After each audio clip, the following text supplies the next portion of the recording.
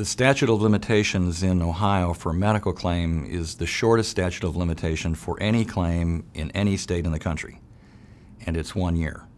And just to give you some idea, an automobile accident case would have a statute of limitations of 2 years, unless you were a minor, in which case it would be until you were 20 years old, 18 plus 2. A contract action, if there's a written document, may be a 10-year statute of limitations. There are much longer statutes of limitation or time periods for filing for any other case other than medical malpractice.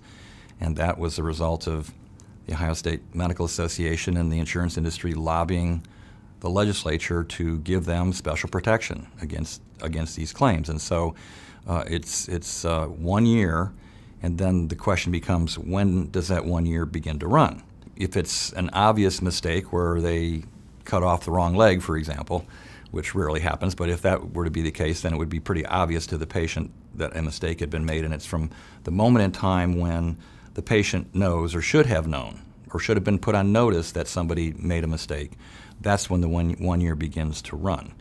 Now there's one exception to that, and that is if somebody has died as a result of medical malpractice, there's a 2-year wrongful death statute of limitations that's separate from the medical malpractice statute of limitations of 1 year. So, you can have both a 1-year statute and a 2-year statute at play in a single case where somebody has been injured and has survived for a period of time as a result of the medical malpractice and then eventually dies.